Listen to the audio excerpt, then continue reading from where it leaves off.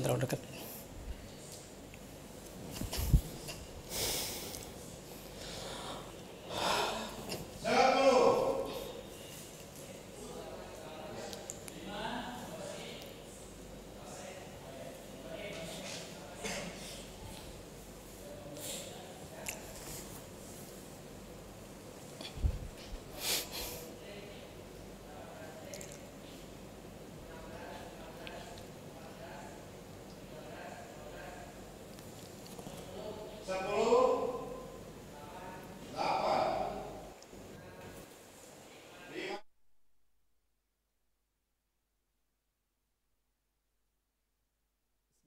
Alhamdulillah, wassalatu wassalamu ala rasulillahi wa ba'd.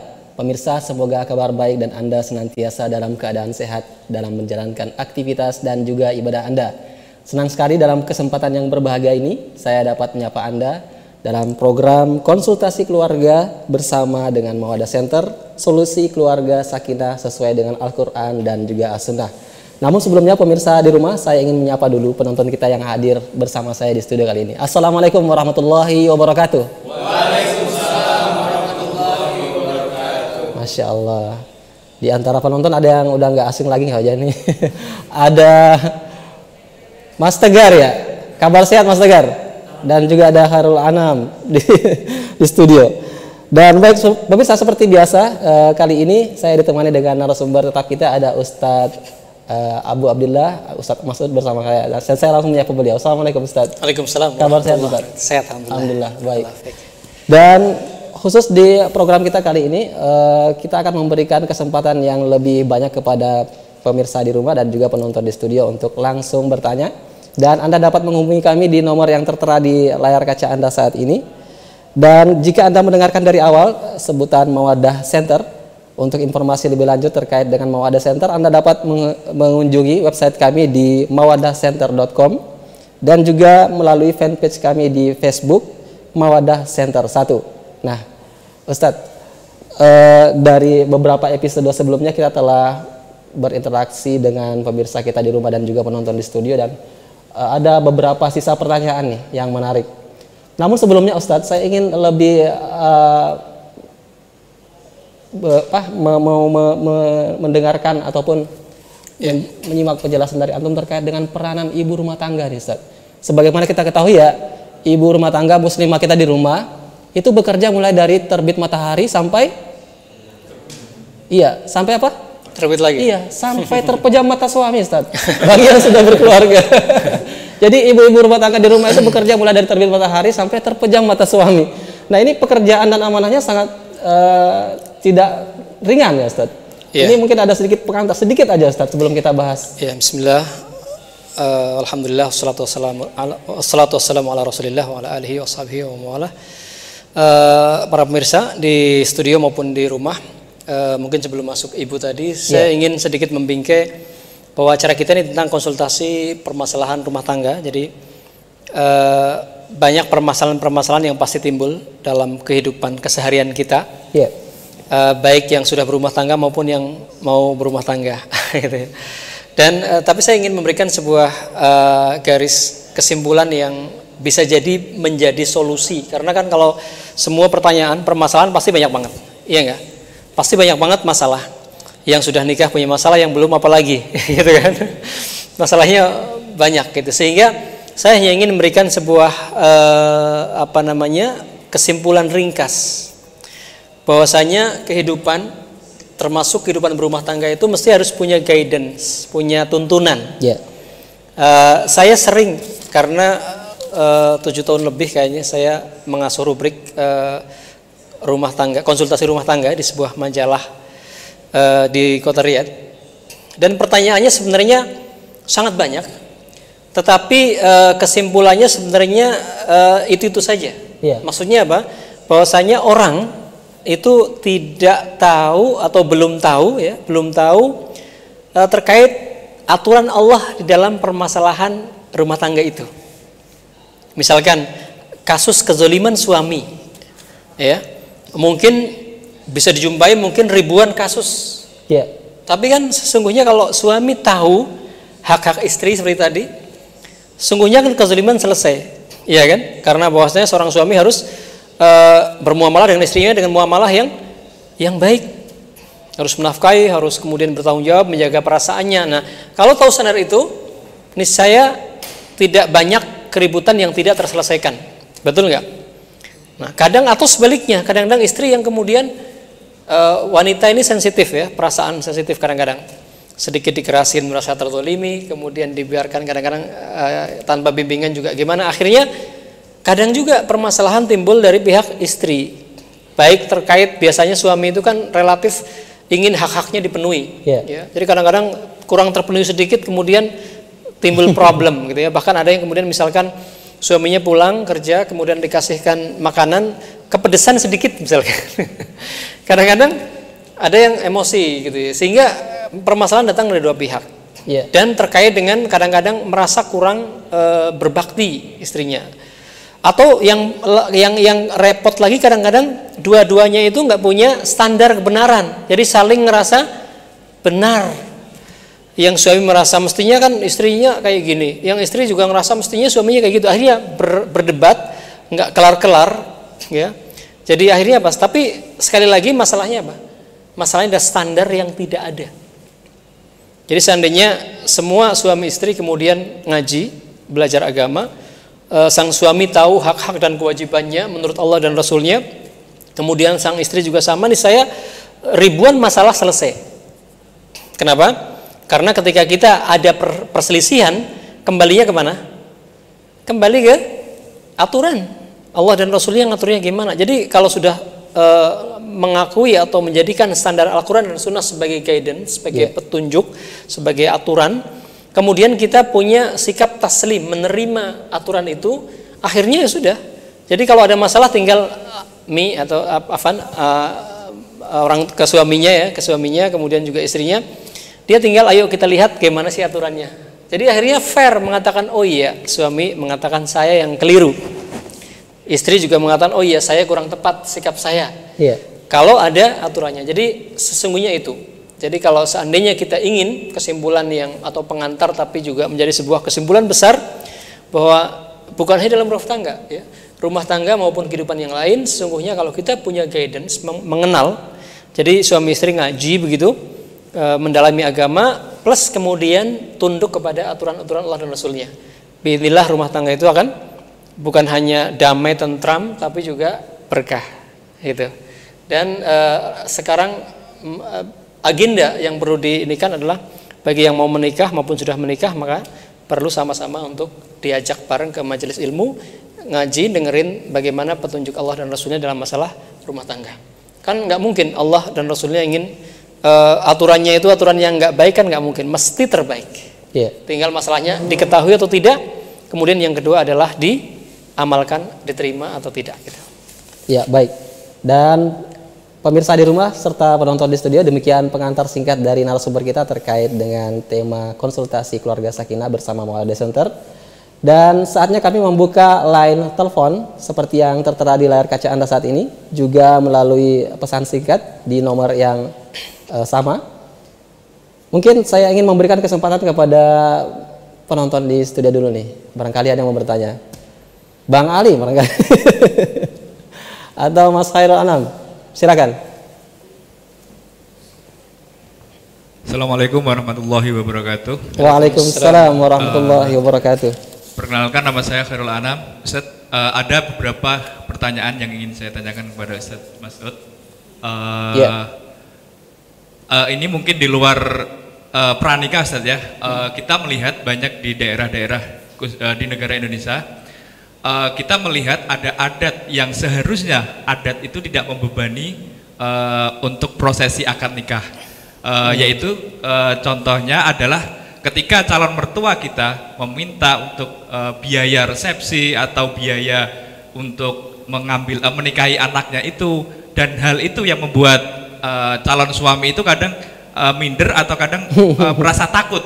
Kadang ada hampir puluhan juta calon mertua minta kepada calon menantunya untuk prosesi prosesi nikah atau dan lain sebagainya. Nah, solusinya apa Ustaz? Biar kita menyampaikan kepada calon mertua kita, menyampaikan dengan santun tanpa menyakiti hati calon mertua tersebut. Terus yang pertanyaan kedua, Ustaz, bagaimanakah solusi seandainya ada termasuk diri saya pribadi ketika keinginan menikah itu ada, cuma ada beberapa hal yang menghalangi untuk belum bisa melaksanakan akad nikah tersebut, mungkin ada solusi yang atau hal-hal yang perlu yang dilakukan agar keinginan yang menggebu tersebut luar biasa. Keinginan yang luar biasa tersebut tidak disalahgunakan. Mungkin cukup sekian. Assalamualaikum warahmatullahi wabarakatuh. Waalaikumsalam warahmatullahi wabarakatuh. Masya Allah. Ya, ini kalau pertanyaan yang pertama, Ustadz, di Sulawesi ya diistilahkan dengan uang panai, bahkan udah ada movie-nya itu tentang uang panai yang mahal. Jadi maharnya mahal. Iya, jadi bukan hanya di Sulawesi, mungkin banyak juga di tempat di Indonesia yang adat atau kebiasaan masyarakat bukan mematok ya, tapi kebiasaan bahasanya memang maharnya tinggi gitu ya. Jadi kita sudah paham bahasanya dalam Islam itu justru yang baik itu adalah memurahkan maharnya ya, tidak memberati lah, tidak memberatkan. Tapi masalahnya kan kita tidak bisa memaksa masyarakat untuk yang belum paham kemudian begitu. Yang kedua juga kadang-kadang standar, kalau bukan terkait dengan adat, kadang standar juga, standar yang masing-masing di tengah keluarga atau di kalangan tertentu misalkan ada juga. Dan ini masalahnya bukan masalah pribadi, ini masalahnya masalah sosial kemasyarakatan, sehingga solusinya juga ya solusinya nggak bisa langsung. Jadi kalau seandainya Mas Anam ini yang menghadapinya, ini masalah pribadi sehingga lobby bahwasanya mungkin saya sekarang belum mampu, tapi insya Allah saya bekerja, kemudian insya Allah saya bersungguh-sungguh dengan berbagai macam cara untuk meyakinkan ya, karena tapi pada akhirnya juga kita nggak bisa memaksa. Karena apa? Karena kembali lagi kepada pemahaman calon mertuanya gitu lah. Sehingga kalau sudah berusaha semaksimal mungkin, kemudian alhamdulillah kalau berhasil ya. Kalau belum berhasil berusaha lagi, mungkin minta penjelasan orang lain membantu ya, atau bahkan juga, nah ini dia nih penting, kalau di luar negeri, di beberapa negara itu ada yayasan-yayasan yang memang membantu pernikahan secara secara finansial. Tapi kalau di sini belum ada ya sudah, artinya minta tolong pihak-pihak yang bisa menjelaskan, melobi dan sebagainya. Dan kalau memang itu haknya orang tua, kalau kemudian pada akhirnya belum sukses ya terima gitu ya, terima. Kemudian masalah berikutnya adalah masalah sosial kemasyarakatan, yang ini tugas para dai untuk kemudian memahamkan bahwasanya bukan menghalangi, tapi beban yang teramat berat untuk dibayar, baik berupa mahar maupun yang lain, itu cukup punya efek yang kurang bagus dalam struktur sosial kemasyarakatan kita. Karena kalau para pemuda kemudian sulit menikah, yang terjadi apa? Iya, budaya pacaran menjadi makin lama gitu ya. Apalagi anaknya sudah dibawa ke sana kemari gitu ya. Kemudian sudah saling suka, maka akhirnya kadang-kadang anak yang kemudian tidak tahu agama, maaf kadang-kadang suka nekat gitu ya. Jadi seruan juga kepada para bapak, ibu, para orang tua untuk kemudian memahami hal ini. Ya, mencari calon suami yang baik, yang juga mapan itu adalah hak. Tetapi ingat bahwasanya kemapanan itu jarang datang tiba-tiba, jarang yang kemudian artinya tidak semuanya mapan dari awal, dan bisa jadi pengalaman bapak-bapak, para bapak-bapak yang punya putri, mungkin bapak juga dulu suksesnya nggak langsung ketika menikah gitu ya, bisa jadi setelah sekian tahun menikah kemudian seperti itu. Dan bagi para pemuda yang masih punya kendala, Rasulullah menyebutkan kalau seandainya kalian tidak mampu menikah, ya diantaranya saum, berpuasa, karena itu aghaddu lil basar wa ahsanu lil farj. Itu saum itu memperbanyak puasa, itu bisa menundukkan pandangan dan juga lebih menjaga kemaluan kita. Di samping memperbanyak aktivitas, banyak olahraga, banyak menyibukkan diri, sehingga mudah-mudahan kendala-kendala belum bisa nikah itu bisa menyebabkan kita tidak terjerumus pada hal-hal yang negatif. Baik. Jadi energinya diarahkan ke hal-hal positif ya, Ustaz ya. Berkarya, bekerja. Ya, seperti futsal. Baik, kita sudah tersambung dengan pemirsa kita di rumah. Ya, kita langsung angkat di ujung telepon. Assalamualaikum. Waalaikumsalam. Ya, dengan Pak siapa di mana, Pak? Dengan Pak Buyung di Flores. Di mana? Dengan Bapak Buyung di Flores. Di Flores. Baik, silakan. Ya. Ya, langsung. Oh ya, begini Ustaz, saya pengusaha rumah makan. Istri saya yang masak, saya yang menjualkan. Ya. Tapi istri saya lebih dominan masalah keuangan. Masalah apa saja di rumah tangga dia lebih dominan. Itu bagaimana caranya mengatasi menurut Islam itu? Sekian Ustaz. Assalamualaikum warahmatullahi wabarakatuh. Ya, waalaikumsalam warahmatullahi wabarakatuh. Dan pertanyaan ini juga mewakili pemirsa kita yang mengirimkan teks ya di nomor yang tertera. Pemirsa, sebelumnya kami ingatkan untuk menyebutkan nama dan juga alamat Anda. Ini langsung dijawab barangkali Ustaz. Ya.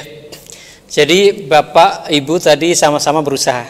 Ya. Warung makan, ibunya memasak dan suaminya yang menjual. Tapi masalahnya beliau merasa istrinya terlalu dominan gitu ya. Ya, ini lagi-lagi juga masalah kembali kepada bisa jadi memang tabiatnya wanita memang ingin apa yang ada dalam rumah tangga keuangan itu nggak kemana-mana ya. Jadi pertama Bapak juga jangan terlalu negatif thinking juga karena begini Pak. Pertama ini dua pihak ya, nasihatnya dua pihak. Kepada Bapak juga jangan walaupun dikuasai, agak dikuasai ya tanda petik dikuasai, tapi kalau penguasaannya baik kadang kita juga harus terima. Misalkan gimana Pak? Misalkan istri betul agak menguasai, bukan agak tadi ya, agak sangat menguasai dominan. Tapi kalau efeknya bagus Pak, kemudian menjadi lebih terjaga, lebih terkontrol, kemudian pemanfaatnya lebih bagus, itu juga bisa jadi tidak terlalu bermasalah ya. Yeah. Hanya mungkin yang repot adalah ketika penguasaannya itu keterlaluan dalam arti sampai Bapak juga nggak boleh memakai atau sangat dibatasi. Nah, itu mungkin repot. Nah, di sini nasihat kedua juga buat ibu. Bahwasanya Rasulullah SAW menyebutkan bahkan dalam Al-Qur'an disebutkan banyak ayat, banyak hadis maupun ayat yang intinya bahwasanya kepemimpinan di tangan laki-laki. Di antaranya ayat menyebutkan ar-rijalu qawwamuna 'alan nisa. Ya, Allah SWT menyebutkan bahwasanya ar-rijalu laki-laki para suami itu ya adalah qawwamuna 'alan nisa, menjadi pemimpin bagi kaum wanita. Artinya ketika di rumah tangga pemimpinnya siapa ibu-ibu? Pemimpinnya adalah suami. Sehingga ini adalah struktur yang mesti kita taati. Bukan hanya dalam rumah tangga, bahkan Rasulullah SAW menyebutkan kalau kita bersafar. Safar itu apa? Perjalanan ya. Iya, dalam sebuah perjalanan rombongan gitu atau bahkan berdua, maka falyu'ammir alaikum. Harus ada yang diangkat menjadi pemimpin.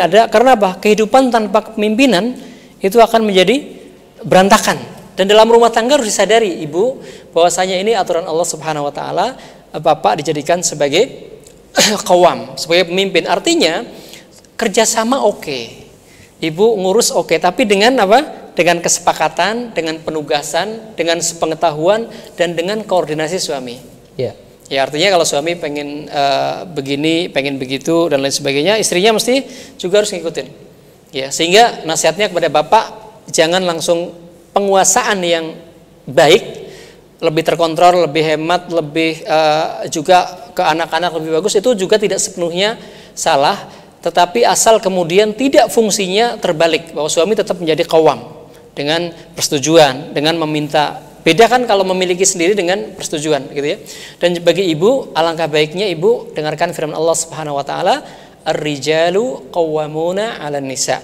Jadi ini bukan ayat ini Allah Subhanahu wa taala Maha tahu bahwasanya dalam rumah tangga kepemimpinan itu penting. Supaya apa? Supaya antum bayangkan kalau ada dua kepemimpinan rumah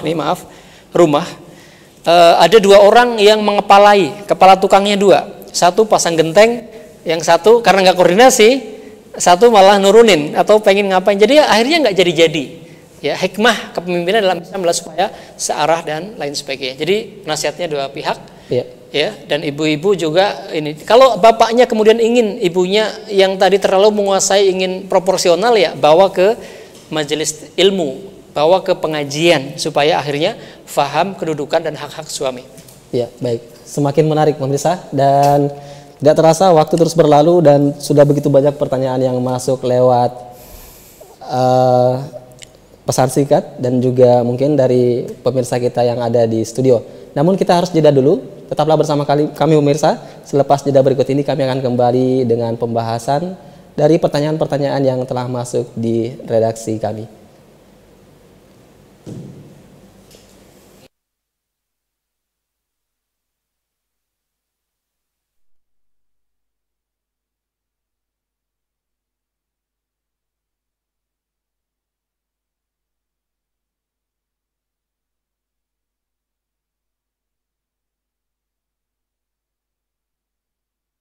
Dapatkan hunian eksklusif di lingkungan yang tenang dengan harga terjangkau. Revah Residence Dramaga. Rumah sudah jadi dan siap huni. Jangan lewatkan masa promosi. Cukup bayar 5 juta, bisa langsung menempati. Lokasi dekat kampus IPB Dramaga Bogor, dekat kampung wisata, dekat terminal bus Bubulak Bogor, dekat Mall Jogja Department Store, dekat Mall Giant Dramaga. Masjid sudah tersedia. Segera hubungi marketing kami di 0812 8808 8887. Revah Residence bukan sekedar hunian biasa. Kami dari grup Al-Haramain, barang ini yang kita jual ini barang yang impor, bukan lokal, dan betul-betul bagus dan cocok untuk seragam para mahasiswa maupun para santri maupun para asatiza. Distributor Al-Haramain Indonesia resmi dari Saudi menjual pakaian muslim asli impor, hadir dengan motif terbaru limited edition, berbahan polister tidak panas dan nyaman dipakai, warna tidak luntur dan tidak mudah sobek, siap melayani penjualan dalam kuota kodi dan retail, gratis ongkos kirim untuk area Jabodetabek. Cegah dan atasi gejala-gejala yang mengganggu kesehatan saluran kemih dan ginjal Anda. Walci merupakan obat alami untuk mengatasi gangguan saluran kemih dan ginjal Anda. Walci terbuat dari ekstrak bahan alami tumbuhan asli Indonesia sehingga aman untuk dikonsumsi. Bagi Anda, penderita atau mempunyai gejala-gejala gangguan kesehatan saluran kemih dan ginjal, segera konsumsi Walci. Dapatkan di toko-toko herbal kesayangan Anda atau hubungi tim marketing kami di nomor 0812 8801 7639, telepon 021 2287 6936, website di www.tn57distributor.com, email tn57distributor@gmail.com. Diproduksi oleh Sivitoga Nusantara, legal, halal, berkhasiat, dan aman. Buku sejarah 25 Nabi dan Rasul menyajikan kisah-kisah para Nabi dan Rasul dimulai dari Nabi Adam hingga perjalanan hidup Rasulullah SAW. Ditulis oleh Ustadz Nizar Saad Jabal LC MPD dan Ustadz Aiman Umar Abdul Aziz. Buku ini bukan hanya menyajikan sejarah 25 Nabi dan Rasul, tetapi juga menceritakan sejarah dan kisah-kisah para Nabi yang bukan Rasul. Kisah mereka disajikan dengan menarik. Alur cerita dari semua itu diambil oleh penerbit Perisai Quran dari penyajian Imam Ibnu Katsir pada kitabnya Qasasul Anbiya dan kitab-kitab lainnya. Untuk informasi silakan kunjungi toko buku terdekat atau menghubungi penerbit melalui email perisaiquran@gmail.com, WhatsApp 0859 4647 5052, telepon 0822 999 65699 atau 021 859 16646.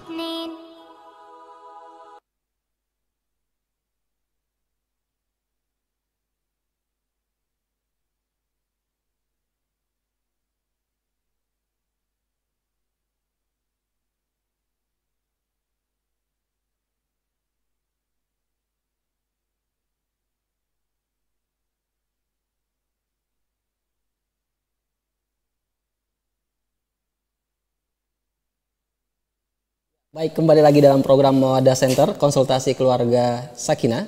Dan mendengar kata Mawadah Center, Anda dapat membuka website kami di mawadahcenter.com ataupun melalui fanpage di Mawadah Center 1. Nah, kalau tadi kita telah membahas jawaban ataupun pertanyaan dari saudara kita di Flores, di belakang penelpon kita sudah ada beberapa pertanyaan yang masuk melalui layanan singkat, dan kami ingatkan kepada pemirsa untuk menyebutkan nama dan juga alamat Anda.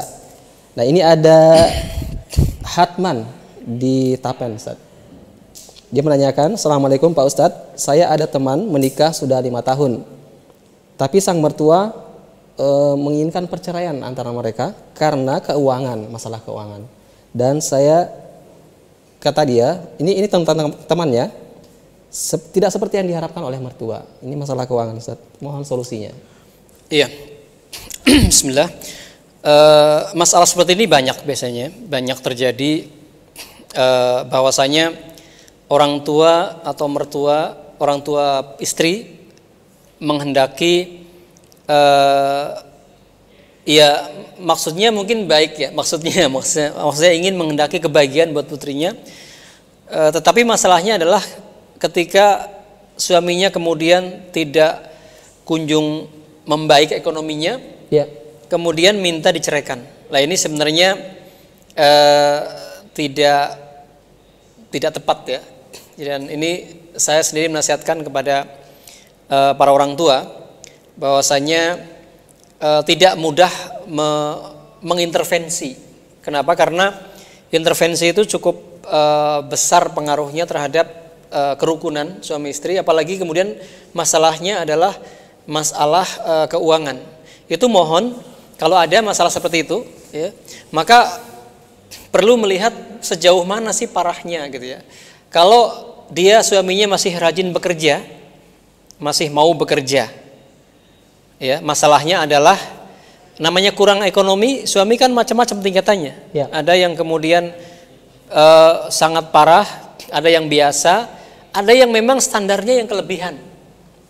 Nah, batasannya apa? Batasannya selama suami masih berusaha menafkahi, dia masih mau bekerja, kemudian walaupun pekerjaannya apa saja, yang penting halal, dia menafkahi istrinya, masih berusaha bekerja dan masih bisa untuk kebutuhan yang paling pokok, ya misalkan makan masih bisa dan sebagainya, maka sangat tidak bijaksana, bahkan bisa jadi berdosa ya kalau kemudian memaksakan perceraian. Ya. Ini lagi-lagi masalahnya ini bukan masalah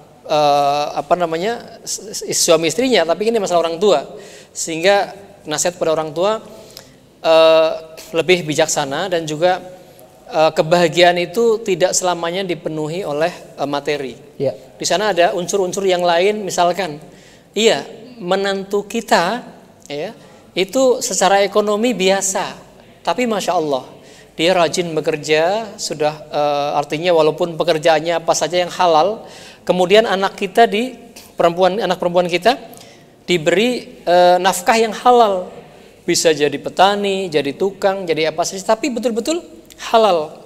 Maka itu subhanallah di sisi Allah Subhanahu wa taala kan bukan banyaknya harta yang dihitung, tapi putri-putri kita dinafkahi dengan nafkah yang halal. Kemudian apalagi suaminya misalkan mau sholat, ya, mau sholat 5 waktu, tidak meninggalkan kewajiban, itu bisa jadi lebih baik, jauh lebih baik dibanding kemudian misalkan ada kasus menantunya kaya raya, tetapi waliyadzubillah misalkan tidak sholat, meninggalkan kewajiban agama. Mungkin sepintas secara keduniaan putri-putri Anda kemudian terpenuhi kebutuhan keduniaannya, tapi kemudian dia tidak dibimbing menuju ke surganya dan keridhaan Allah Subhanahu wa taala. Maka apa artinya? Bukankah kehidupan dunia itu sementara? Iya kan? Akhirat adalah kekal. Jadi kalau selama suami masih berusaha bekerja, masih bisa bekerja, walaupun penghasilan pas-pasan, maka sungguh demi Allah orang tua kemudian jangan sampai, bahkan wallahu alam bisa jadi berdosa kalau kemudian memaksakan menyuruh perceraian anaknya. Ya, tetapi nah kalau pada taraf kemudian suaminya tidak mau bekerja, ada kan yang gitu? Ya. Tidak mau bekerja. Dia disuruh nyari pekerjaan, aduh saya nggak mau lah pekerjaannya kasar, milih pekerjaan yang halus. Kemudian males, kemudian istri. Nah, kalau ini mungkin kasusnya lain. Iya. Artinya orang tua bisa juga tidak langsung menyuruh cerai, bukan. Mencoba mencari solusi bareng-bareng. Mencoba menasehati, coba ini. Nah, kalau pada akhirnya kemudian dalam waktu sangat lama tidak mau bekerja, nah dalam posisi yang ini baru bisa jadi apa? Karena memang hak-hak suami tidak ditunaikan, ya bisa dimaklumi gitu. Walaupun juga jangan mudah, tetapi berusaha mencari solusi dan lain sebagainya. Ya, baik. Kita segera beralih ke pertanyaan selanjutnya nih. Sebelum kita serahkan kepada penonton kita di studio. Ini ada yang menarik, Ustaz. Dari hamba Allah di Lampung. Assalamualaikum.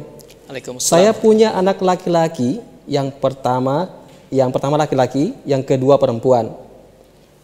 Sebelum menikah, kami pernah melakukan hubungan intim di luar nikah, lalu hamil sebelum nikah. Saya harus bagaimana agar anak saya sah menurut agama?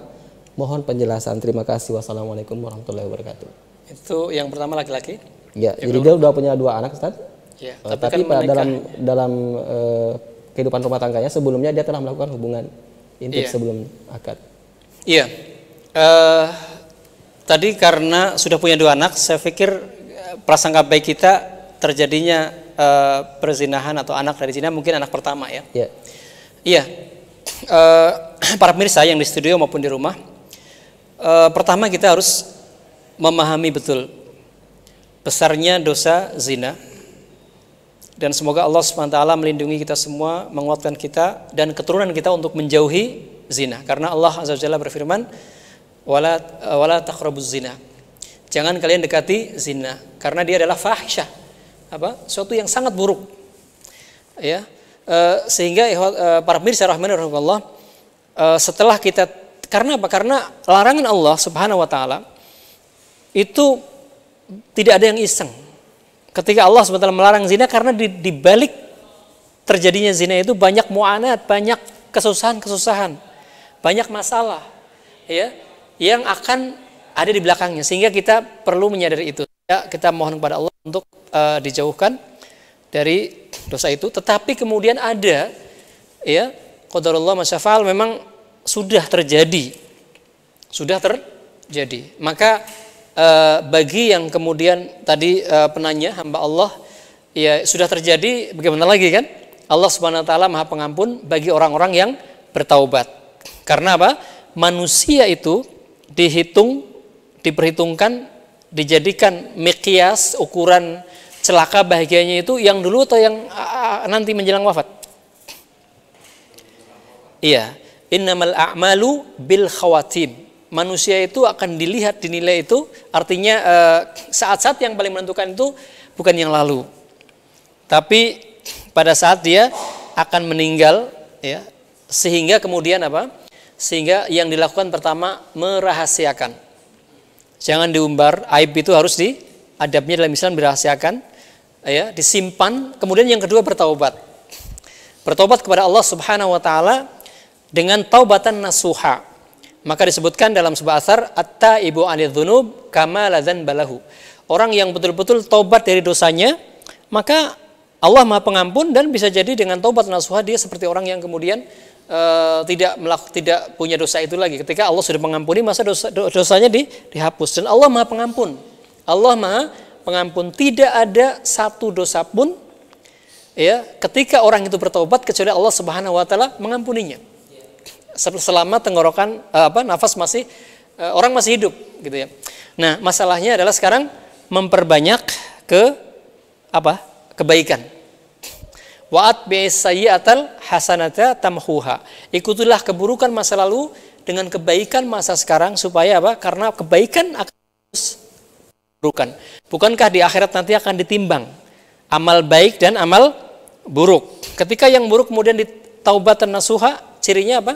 Taubat nasuha itu pertama tentu saja menyesal ya kepada Allah atas dosa yang dilakukan. Yang kedua adalah berazam, niat dengan sangat kuat, bertekad untuk tidak mengulanginya ya.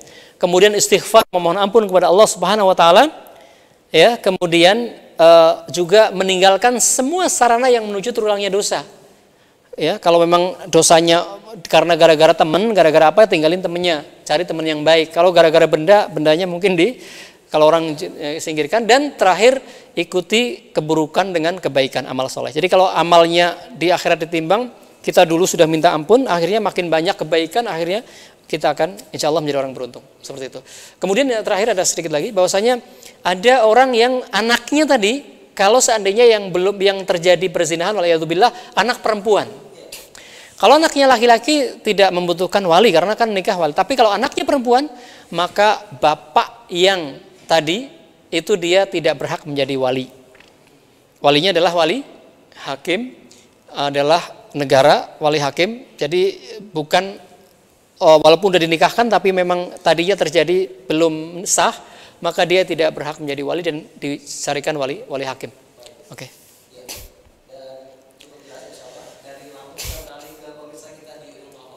Oke.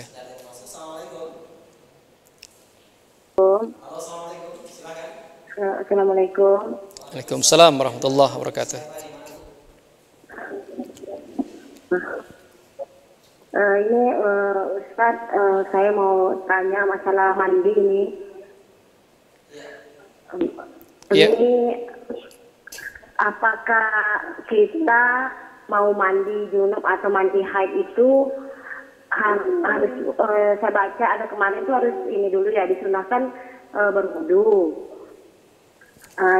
Tapi kan kita selagi sedang mandi itu kan kadang mau kencing lagi atau apa kan. Sedangkan itu habis mandi itu kita mau sholat, apakah harus wudu lagi itu Ustaz? Iya, ini masalah fikih.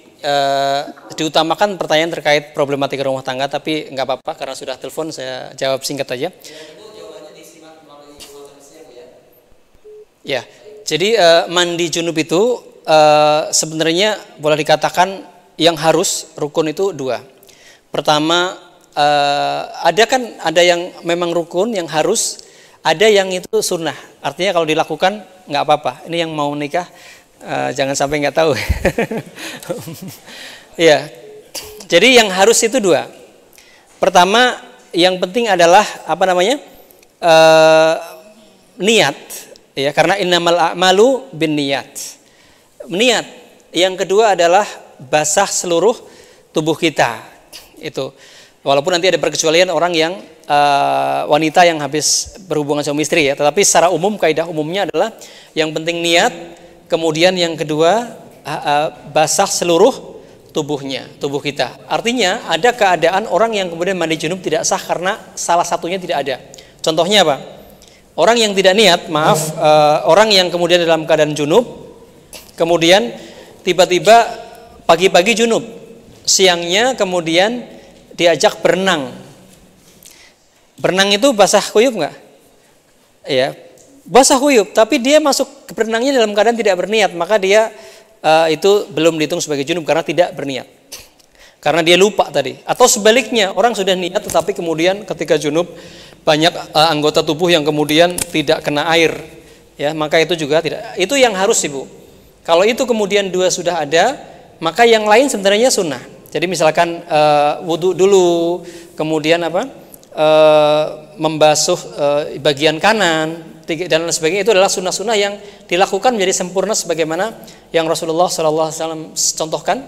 Tapi kalau hanya tadi pun itu juga sah, gitu ya. Dan untuk wanita yang ada bedanya wanita yang haid dengan wanita yang berhubungan suami istri dengan suaminya tentu saja. Karena apa? Untuk yang berhubungan suami istri itu ada rukhsah, keringanan untuk kemudian wanita boleh tidak membuka seluruh rambutnya. Kenapa? Karena ada masyaqqah, berat, karena tikror, karena sering terulang kan. Kalau haid nifas kan sebulan sekali, tapi kalau itu bisa jadi sering, sehingga dalam Islam ada rukhsah keringanan seperti itu. Tapi sekali lagi prinsip umumnya junub itu yang penting adalah dia berniat, ya, bahwasanya dia akan mandi junub. Ya, niat itu nggak harus diucapkan sebagaimana lafaz-lafaz yang sudah kita sering dengar, ya. Yang penting dalam hati berniat dia mau mandi junub karena Allah SWT. Kemudian yang kedua membasahi seluruh tubuh, maka itu sah insyaallah. Ya, baik. Dan semakin menarik pemirsa, namun kita harus kembali jeda dulu. Tetaplah bersama kami. Setelah jeda berikut ini kita akan kembali membahas beberapa pertanyaan yang masuk dari line telepon dan juga pesan singkat yang telah kami terima.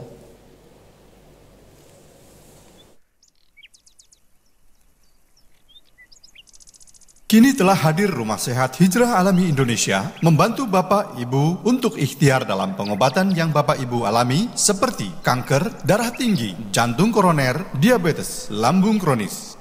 Adapun pengobatan menggunakan herbal seperti temulawak, madu, habatus sauda, dan lain-lain.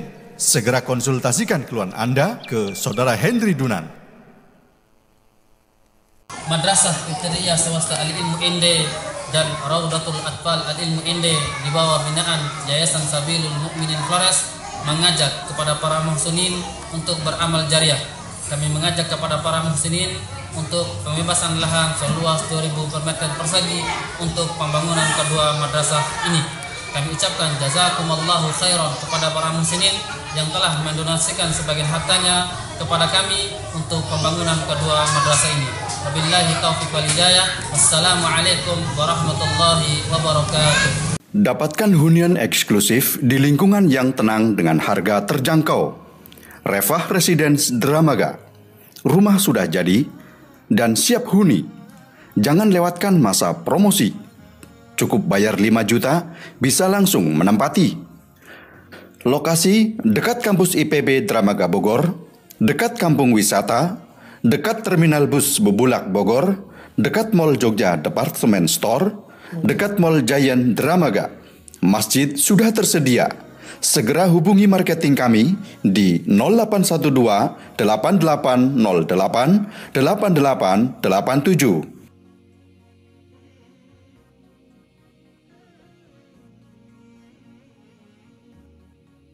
Revah Residence bukan sekedar hunian biasa.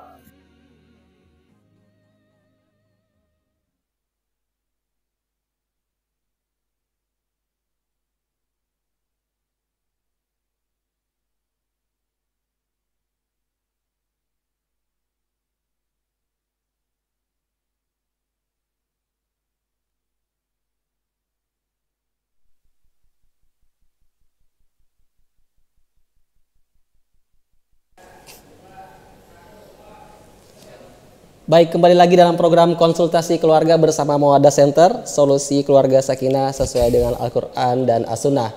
Dan semakin menarik pemirsa, begitu banyak pertanyaan yang telah kami terima.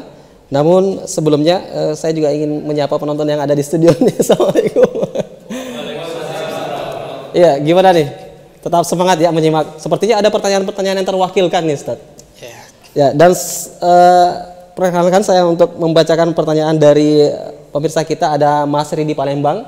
Ini yang belum menikah nih Ustaz sepertinya. Katanya Ustadz, kalau saya nonton TV melihat wanita yang cantik itu suka berhayal. Iya, menonton. Ya, apalagi kalau lihat yang bening-bening. Iya, ini tentu ini fitrahnya laki-laki seperti itu. Cuma itulah mengapa kemudian diajarkan untuk bertanggung jawab. Artinya apa? Allah SWT menyuruh kepada orang-orang beriman untuk apa?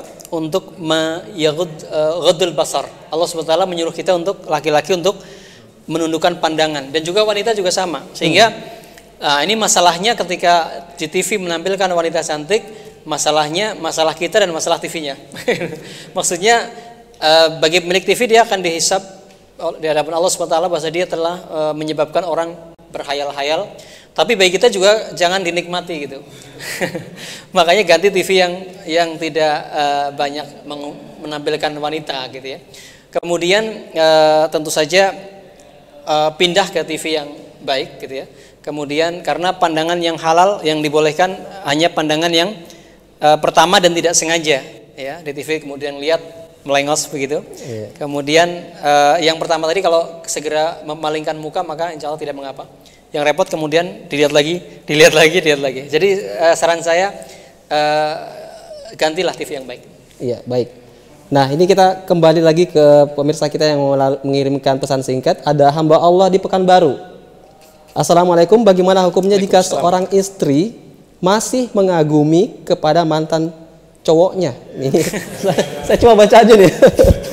Yang dulu, ya, dia masih mengagumi cowoknya yang dulu. Bahkan secara sembunyi-sembunyi menyukai mantannya itu. Sementara saya, kata dia nih, sebagai suami tidak ridho atas perbuatan istri. Iya. Subhanallah, ini fitnah ya. Fitnah banyak terjadi seperti itu. Seorang istri kemudian punya mantan, ya. Ini makanya nih pertama, kenapa sih jangan pacaran supaya nggak punya mantan? Kalau punya mantan kan jadinya kan ingat kan, gitu. Makanya ibu-ibu, bapak-bapak yang punya putra putri arahkan untuk kemudian nggak usah punya mantan, gitu ya.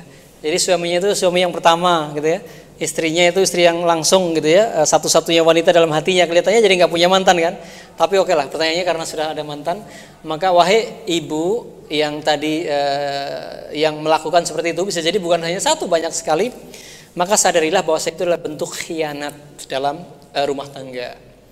Bahkan dalam hadis disebutkan bahwa termasuk zina hati adalah membayang-bayangkan, dan dia telah melakukan zina hati dengan membayangkan mantannya, bahkan dia merasakan merasakan itu, dia melakukan zina hati, berdosa.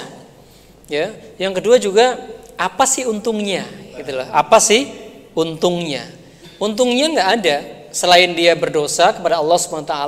Yang kedua, dia tuh seperti ini bangunan rumah tangga yang bangun serius saja belum tentu sukses ya. Yeah. Masih banyak masalah. Lah ini cari penyakit gitu loh.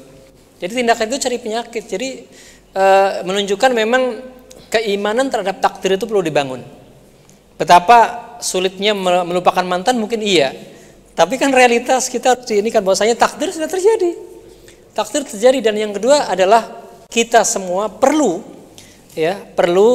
menyadari hikmah Allah di balik takdir. Makanya mengimani takdir itu termasuk rukun iman yang keenam kan?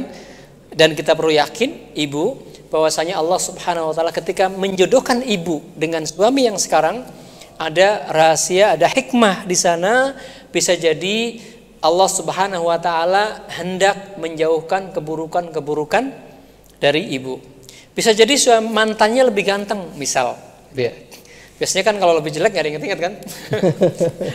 Karena mungkin lebih ganteng, lebih kaya, lebih apa. Tapi kan hidup bukan hanya fisik, bukan hanya wajah, bukan hanya harta gitu kan. Ada banyak hal yang kemudian kita tidak tahu yang gaib.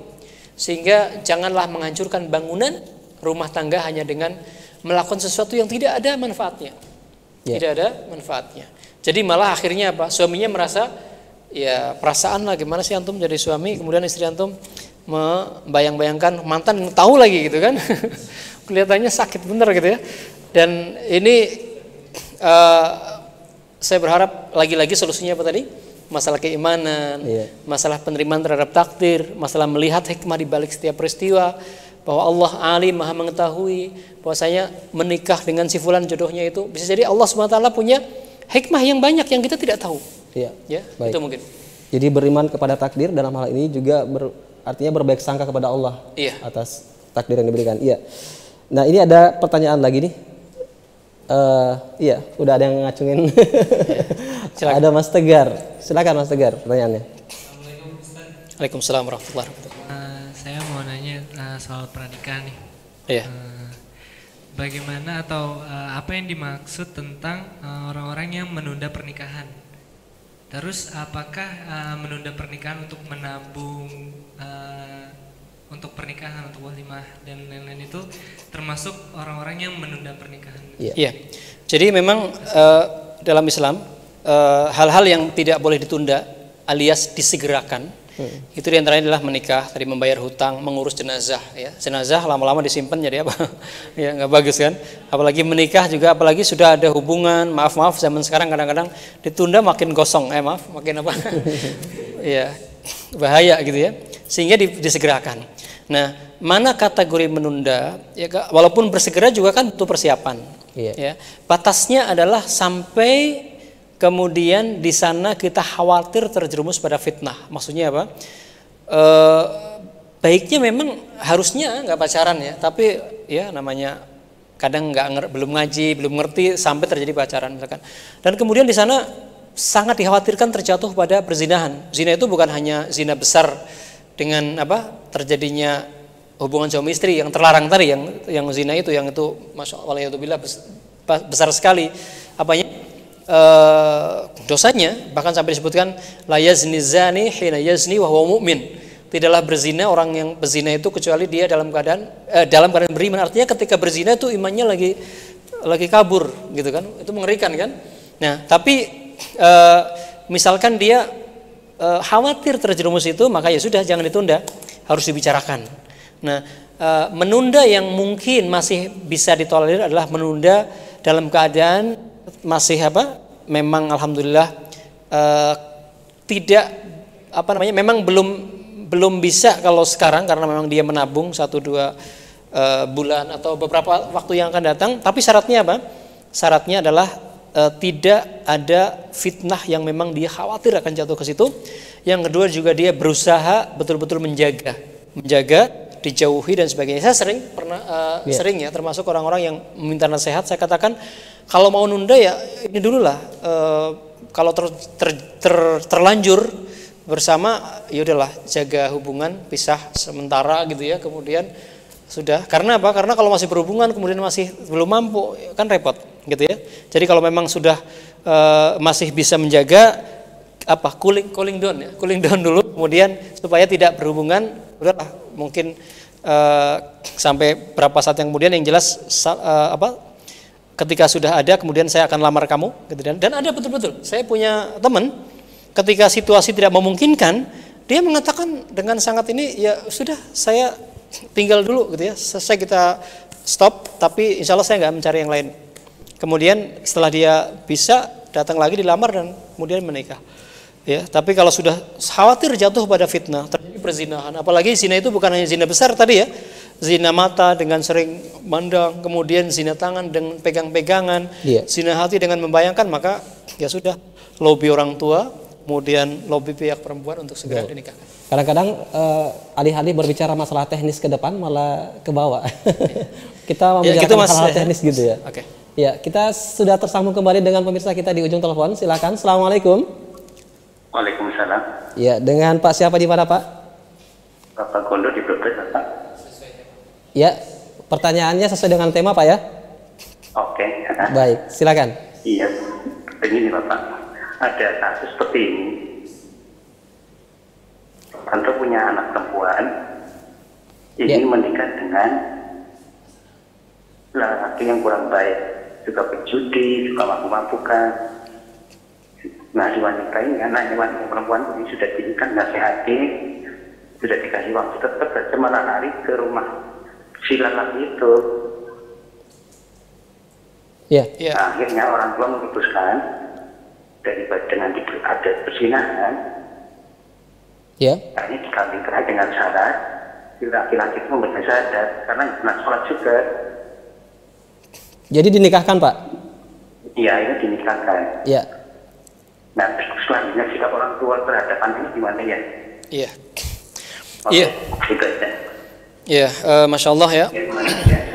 Iya, Waalaikumsalam warahmatullahi wabarakatuh. Ya, pertanyaan Bapak ini menunjukkan orang tuanya punya ghirah ya, punya ghirah keagamaan, punya kecemburuan terhadap putrinya, dan itu suatu yang baik.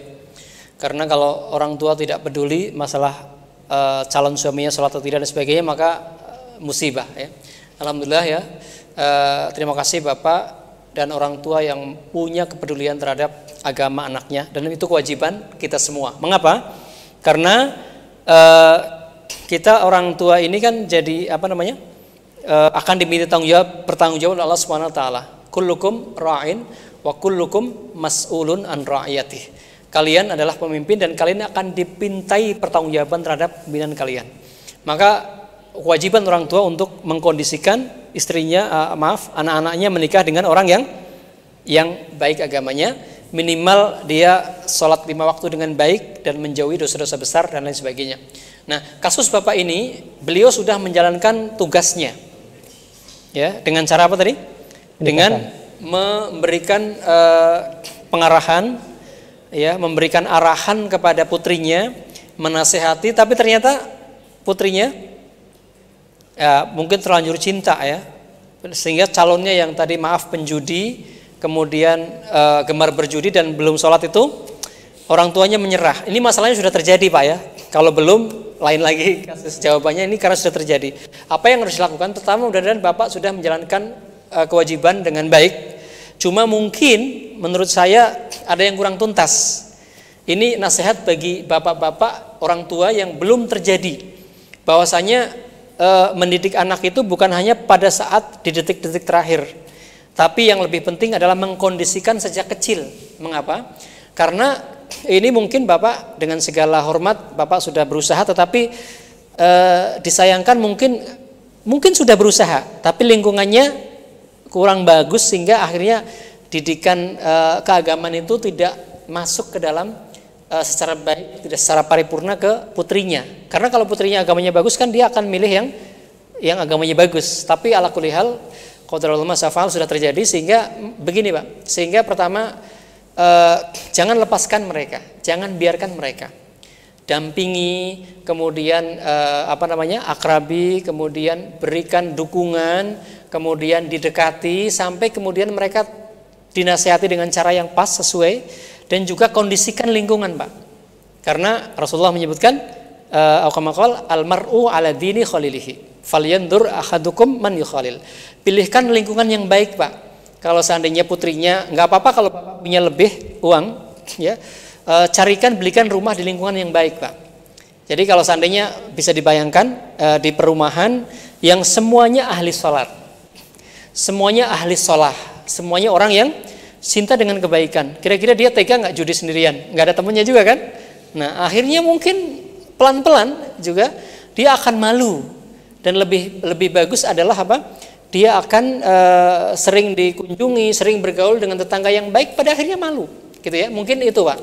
Jadi terus jangan bosan menasihati dengan cara yang baik, cara yang mengesankan, dan kondisikan lingkungannya.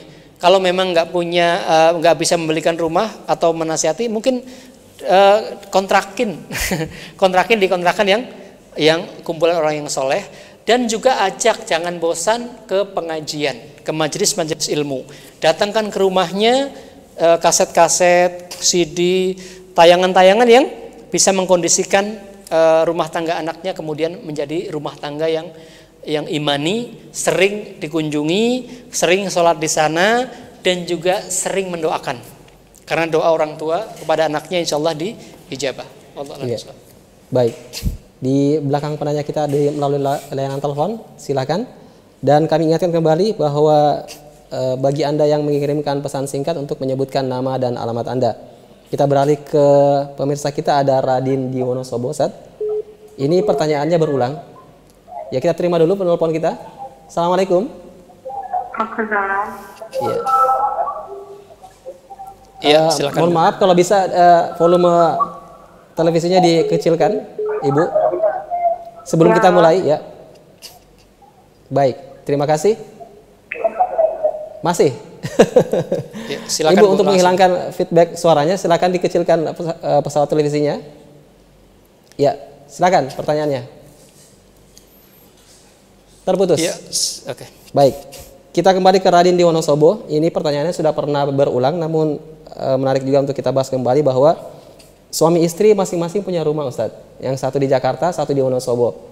Sang suami tidak ingin ikut ke Jakarta dan istri juga tidak ingin ikut ke Wonosobo. Ini gimana, Ustadz? Iya. Ini subhanallah lucu tapi nyata ya. Lucu tapi nyata. Jadi suami istri punya rumah satu-satu. Masya Allah ya, rezekinya banyak ya. Punya 2 rumah gitu ya. Masalahnya kalau kemudian rezeki itu kan kadang-kadang jadi ujian tuh kayak tadi. Istrinya merasa mungkin karena dia bekerja, punya rumah di Jakarta, suaminya juga mungkin punya kewajiban, bisa jadi orang tua atau mungkin dia juga punya pekerjaan di sana, akhirnya tidak mau. Nah, mungkin dalam batas tertentu ada yang bertahan ya, walaupun tetap saja kita katakan kalau seandainya ada yang seperti itu, karena apa? Karena memang mungkin kasusnya istrinya di kampung. Iya. Suaminya mu'aqad atau sewaktu-waktu kerja di kota kemudian pulang. Nah, itu kasusnya lain. Tapi kalau seperti ini kan saling tidak mau pulangnya. Nah, maka lihat standarnya dipakai. Mestinya siapa yang siapa yang mestinya mengikuti kepemimpinan? Mestinya istri mengikuti saran suami. Yang penting adalah sarannya itu masuk akal dan tidak membahayakan. Apalagi kasusnya kan rumahnya sudah ada. Nah, sehingga ini contoh memang maaf si istri perlu mengenal lebih jauh aturan Allah dan Rasulnya dalam masalah rumah tangga. Ya, hendaknya istrinya itu ngikut suaminya kalau memang suaminya tidak. Karena kalau jauh-jauhan seperti itu repot. Kecuali memang sifatnya darurat, ini kan nggak darurat gitu. Sehingga sang istri cobalah ikuti, taati aturan Allah Subhanahu wa taala, ar-rijalu qawwamuna 'alan nisa, kemudian juga seperti itu. Cuma masalahnya adalah suami. Sekarang kan ini yang bertanya mungkin suami ya. Yeah. Nah, kalau suami ini masalahnya adalah treatment bagaimana menasihati istri. Ya, kadang-kadang juga nggak bisa sekedar kemudian pokoknya kamu harus pindah. Kalau enggak cari lagi atau cerai misalkan. Bukan begitu, tapi ini kewajiban suami untuk mendakwai istrinya. Yeah. Apa-apa itu jangan kemudian walaupun istri misalkan belum tepat, tersalah, ya belum paham, maka difahamkan dulu. Difahamkan bahwasanya aturan Allah itu begini, maksudnya begini, kemudian mestinya karena saya sudah punya sediakan rumah, kewajiban saya sudah saya tunaikan, maka tapi difahamkan. Ya, karena ini masalahnya kan berhasilnya bukan sekedar kalah menang ya. Berhasilnya itu kalau suami bisa meyakinkan istrinya. Ya. Maka wahai suami yang seperti itu, fahamkan istri Anda. Kalau memang kadang-kadang kurang didengar, gunakan nasihat teman-teman istri yang kira-kira soleha, kira-kira bisa meyakinkan. Ini strategi juga, perlu strategi. Karena kan masalahnya bukan hanya cerai, tidak, ayo paksa, tidak kan? Hitam putih gitu. Ya, tapi suksesnya dalam kasus ini ya istrinya agak tidak benar, istrinya dalam posisi yang mungkin perlu diluruskan. Tapi masalahnya ketika sudah kita sebagai suami, solusinya nggak bisa maksa ya sudah. Coba datangkan teman-teman yang solehah, suruh bilangin istri. Ya, kemudian makin banyak pihak yang menasihati dan juga Anda berdoa dan juga makin menyayangi istri supaya istri terkesan, maka mudah-mudahan istri akan pindah. Karena bisa jadi, kenapa dia nggak mau? Bisa jadi ada nggak peran suami? Bisa jadi suaminya misalkan membuat tidak nyaman, kasar, ya kan? Kemudian sering membuat perasaan istri tersakiti, ya. Juga introspeksi. Kalau kita ini sudah beres, muamalah kita bagus, fahamkan ke istri, gunakan teman-teman yang soleha untuk menasihati. Mudah-mudahan Allah SWT memberikan kemudahan. Ya. Baik. Dan Ustadz, akhirnya sampai juga kita di penghujung acara. Ya. Sebelumnya barangkali ada sedikit pengantar lagi Ustaz, atau mungkin closing statement terkait dengan tema kita ini. Ya, mungkin para pemirsa, nampaknya pertanyaan yang masuk sangat banyak sekali dan kita mohon maaf karena waktu juga terbatas. Mudah-mudahan bisa disimpan dan kemudian suatu ketika bisa kita jawab. Tapi ala kulli hal kita hanya ingin menutup ya, ada closing statement bahwasanya rumah tangga adalah ibadah. Ya, perlu disadari bahwasanya berumah tangga itu bukan menjalani rutinitas besar, menikah, mati, bukan itu saja. Tapi seorang muslim mesti memberikan value, nilai yang lebih dalam pernikahan. Yaitu bahwasanya pernikahan itu adalah bentuk ketaatan kita kepada Allah Subhanahu wa taala. Diniati untuk ibadah. Maka ketika niat kita ibadah, Allah Subhanahu wa taala akan memberikan pahala atas kesusahan-kesusahan yang timbul di dalam proses berumah tangga. Ya, kalau suaminya begini, istrinya begono gitu ya. Kalau kita niatnya ibadah, kita sabar, maka seiring dengan kesabaran kita akan membuahkan pahala di sisi Allah Subhanahu wa taala. Ya. Kemudian juga jangan lupa bahwasanya tabiat kita manusia, baik suami maupun istri itu cenderung manusia itu kan nafsu itu kan gimana? Menyuruh kepada ya amaratun bisu, menyuruh kepada sesuatu, cenderung pada sesuatu yang kurang bagus gitu. Sehingga perlu kita menyadari ini, sehingga betapapun orang mengatakan sudah baik ya, tetap perlu menjaga kebaikan enggak? Iya, perlu. Dengan cara gimana? Jagalah kebaikan apalagi yang belum baik. Apalagi suami istri merasa agamanya masih kurang. Yang merasa agamanya cukup saja, boleh nggak kemudian stop ngaji? Boleh nggak? Nggak, karena thalabul ilmi fardhatun ala kulli muslim, kewajiban. Ya, kemudian dengan ilmu itu bagaikan cahaya yang menerangi jalan hidup kita. Jadi perlu dijaga. Jadi jangan sampai menunggu terjadi sesuatu dulu. Jadi baru ada masalah, kemudian kita baru merasa aduh kenapa nggak dari dulu ngaji? Ya, begitu. Kapan saatnya makin cepat selalu dijaga kebaikan rumah tangga dengan kita mengkaji ilmu agama, ngaji, mendengarkan ceramah, datang ke pengajian-pengajian yang sesuai dengan sunnah, yang baik, yang berlandaskan Quran dan sunnah, begitu kan? Kemudian yang terakhir adalah sabar di dalam menyelesaikan masalah. Artinya kalau kemudian ada masalah ini, itu banyak sekali tadi yang ditanyakan, kuncinya apa? Pertama kita bersungguh-sungguh menyelesaikan masalah, mengharap pahala dari Allah SWT. Kemudian juga sabar, jangan apa-apa tuh kemudian maunya instan sekarang. Hei, belum anaknya tadi kemudian ini ayo cerai. Kemudian ayo sekarang harus begini, istri harus sekarang kesini. Jangan, itu tabiatnya nggak begitu.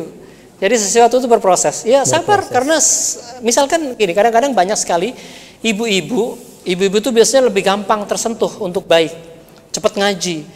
Dibilang, Pak Ustadz, saya istrinya suami saya nggak mau ngaji. Gimana? Saya mau cerai aja, cari suami yang lain. Bukan, tapi dakwalah suaminya, karena ketika suami baik, maka hasil dakwah kita, hasil dakwahnya ibu, maka si istri mendapatkan pahala yang tidak terputus. Dan yang terakhir adalah gunakan guidance. Rumah tangga harus memiliki standar, aturan yang disepakati. Apa itu? Al-Quran dan Sunnah. Jadi gimana sih? Jadi kalau ada masalah itu Allah berfirman gimana? Fa in tanaza'tum fi syai'in farudduhu ila Allah wa rasulih in kuntum tu'minuna billahi wal yawmil akhir.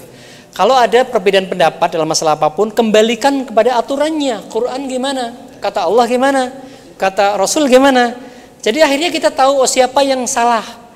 Walaupun nggak harus ngomong kamu salah, tapi siapa yang perlu memperbaiki diri. Kayak tadi kan istrinya, istrinya saya ngerasa kurang pas. Akhirnya tidak saling menyalah-nyalahkan, tapi saling koreksi siapa yang belum sesuai dengan, maka jadikan Al-Quran dan Sunnah sebagai guidance.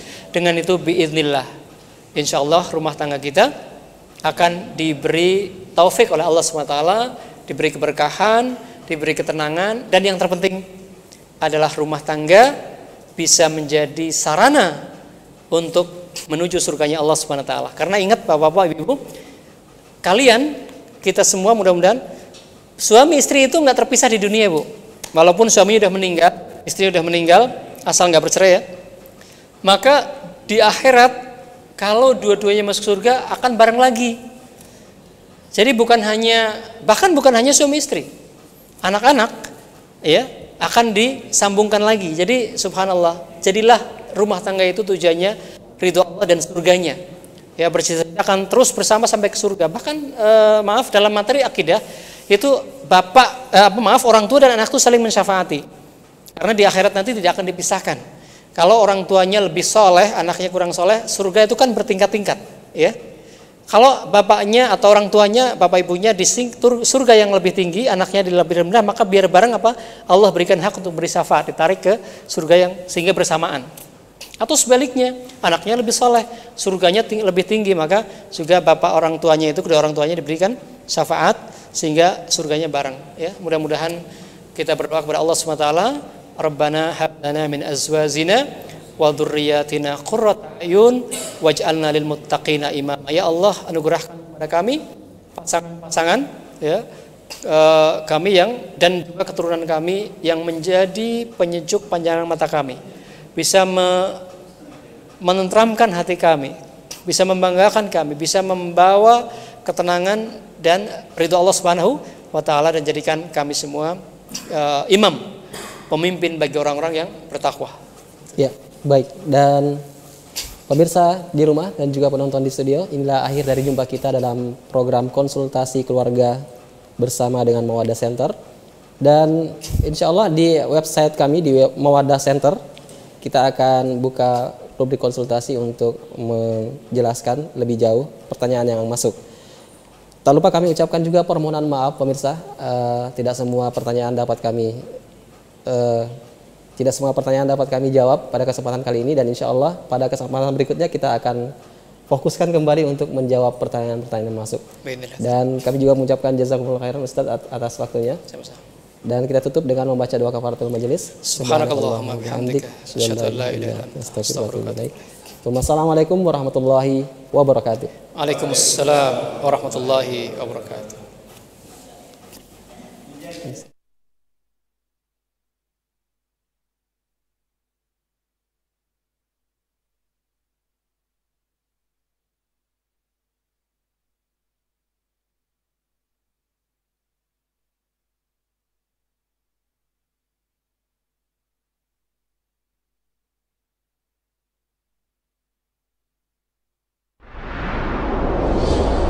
Kami dari Pondok Pesantren Al-Ukhuwah Sukoharjo menawarkan lembaga pendidikan berbasis pesantren. Al-Ukhuwah Sukoharjo memiliki program antara lain Raudatul Atfal, Madrasah Salafiyah Ula, Madrasah Salafiyah Wusto, Takhasus Bahasa Arab, Madrasah Aliyah, Iddat Du'at, Iddat Muhafizin, Iddat Muhafizat. Daftarkan segera putra dan putri Anda di Al-Ukhuwah Sukoharjo.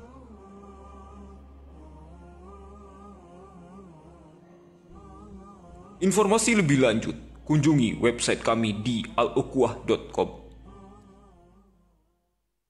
Alhamdulillah kini telah hadir 2 varian produk madu unggulan Cahaya Herbal, yakni Madu Anak Master Kit Plus Propolis, suplemen kesehatan spesial untuk anak agar asupan nutrisi anak tetap terjaga sehingga anak lebih sehat, kuat dan cerdas. Madu Anak Master Kit Plus Propolis, kombinasi lengkap, formulasi tepat, reaksi lebih cepat, dan madu hitam pahit plus propolis L-Mufid. Insya Allah cocok sebagai suplemen pendamping terapi pengobatan dari berbagai penyakit. Dapatkan kedua produk unggulan tersebut hanya di Cahaya Herbal. Segera pesan sebelum kehabisan. Masalah pada kulit seperti bisul, jerawat, dan gatal-gatal membuat Anda menjadi tidak pede. Segera minum KBD, kapsul bersih darah yang terbuat dari herbal pilihan khusus untuk menjaga kesehatan kulit Anda. KBD membuat Anda menjadi pede. Khasiat KBD membantu mengatasi jerawat, meringankan bisul, dan gatal-gatal pada kulit. Produk ini dapat dibeli di toko herbal dan apotik atau bisa menghubungi call center 0812 9005